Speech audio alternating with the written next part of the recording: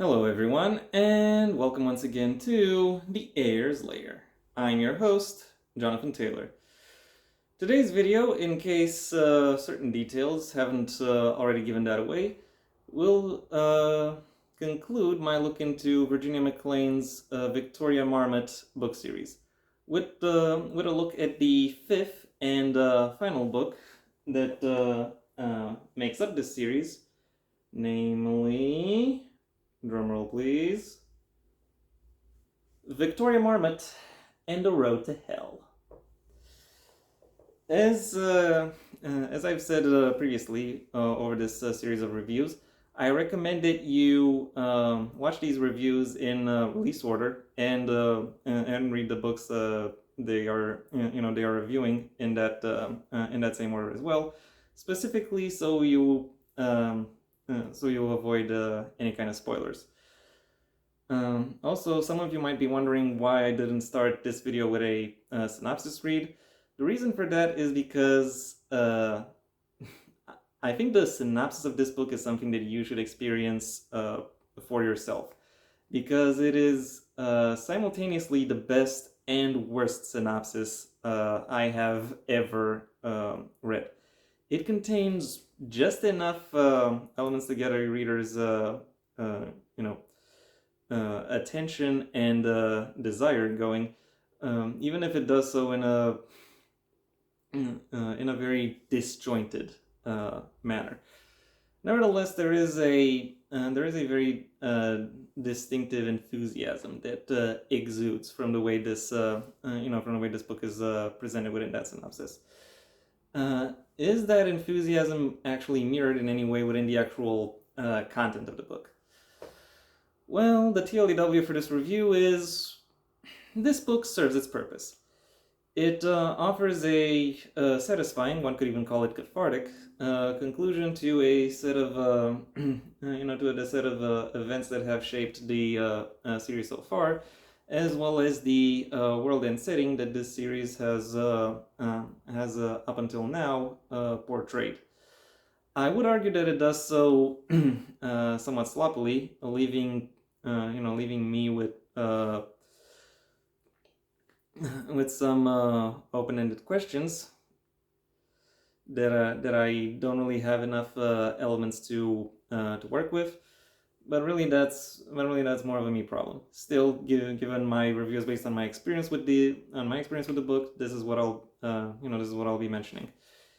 Assuming you've enjoyed the book series so far, it is very likely that you will enjoy its conclusion, the way it ends, at least as much. And now that I'm done with the general information, it's time I delve one last time into the specifics.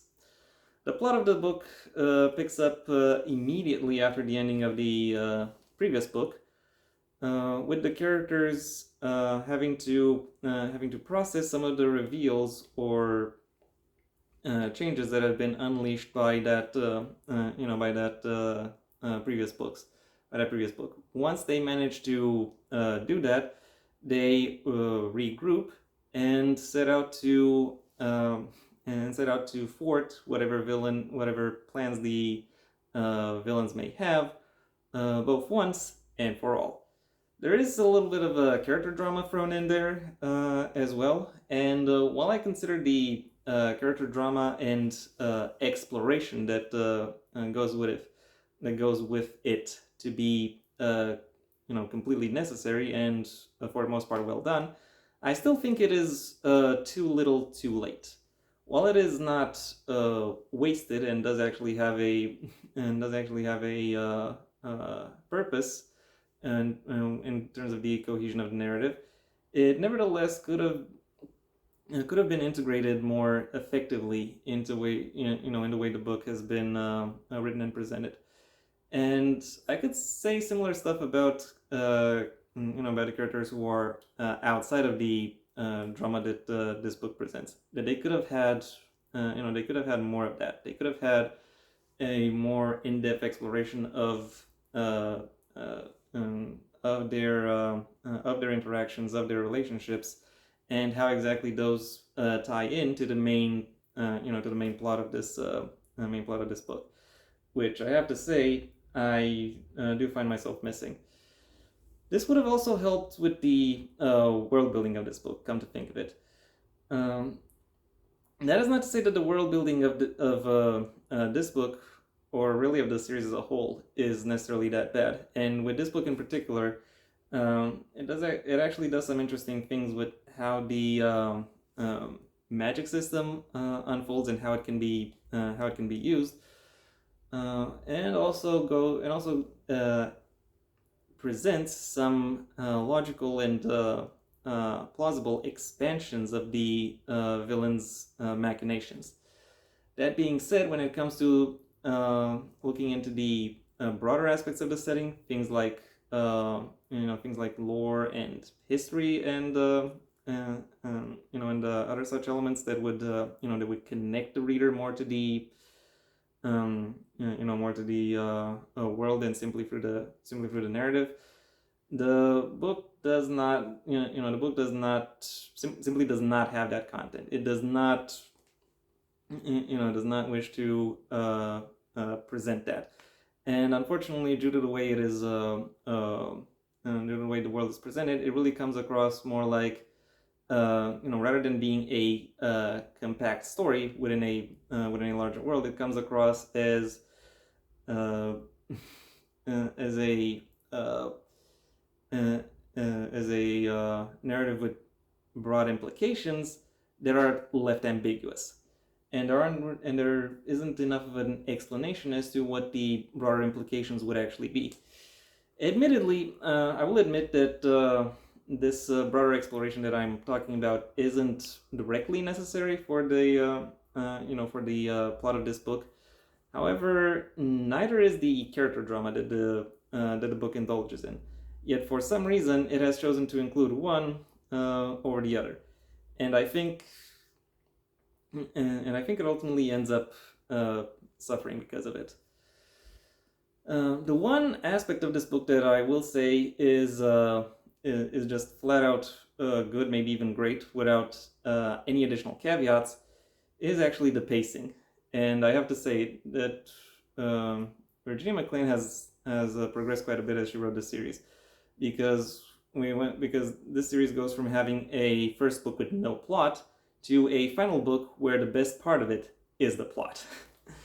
And because by now she is she's very well attuned to how each of these characters would would think, would react, would respond to to all the situations they are brought within, and she is able to create a create a milieu where that responsiveness and where those reactions are allowed to flourish. That becomes true especially within the climax in the book of the book, which is in many ways based on repetition. Yet readers never get any muddled perceptions when it comes to what's going on, how the action is supposed to unfold, or how the tension is supposed to develop. Everything that the book presents is presented with purpose and with an appropriate level of attention to intrigue and progression. Overall, while the delivery of this book is interesting enough to hold on to its readership and bring them down down a very engaging thrill ride, the actual content of the book doesn't always match up to its quite impressive standards. My final rating for Victoria Marmot and the Road to Hell is a 4 out of 5. Somewhat begrudgingly, but still a 4 out of 5. And yeah, that was my review of this book, and also that was my last look within this series as a whole.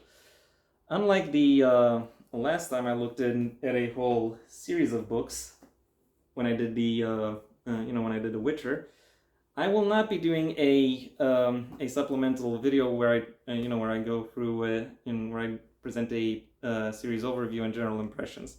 Because, to be frank, the Victoria Marmot books simply aren't that deep, and there isn't really anything about it that I could say in a supplemental video that I haven't at least hinted at over the course of my previous videos. So for that reason, I am this is the end of my involvement with this series. Assuming you've gone through all of it, I would like to thank you for your attention. And actually, I would like to thank you for your attention, even if you just went through any other number of these videos. If you've if you've enjoyed this review or any of my others, well then please like the video. Maybe even share it wherever you think other people will also like the video. If there is anything you'd like to add, either to the book itself or to my review of it, that's what the comment section is for. And if you want to see when my next video gets released, well then please subscribe. And ideally also ring the bell or do whatever else YouTube will ask of you in order to keep you notified. My books, the first of my own Heir to the Empire series, The Next Generation of the Path Not Taken, are available at various book retailers under their respective links in the description down below. Right past my social media links, which I suggest you check out should you choose to. Additionally, I also have a Patreon where you can, where depending on the level at which you pledge, you will be able to receive, various perks. The specifics of which I'll allow you to uncover for yourselves. I also have a second channel where you can see me talking about whatever crosses my mind and isn't related to books or literature, mostly related to other forms of media. So if that interests you, go ahead and check it out. If you want to hear more about my thoughts on books or media, then you can stay on this channel and go through my extensive backlog of book reviews, writing advice, and lore videos. If none of that interests you, then I suggest you go ahead and do whatever you want with the rest of your day, because it is your day after all. Until next time, I am Jonathan Taylor, and this has been the Heir's Lair.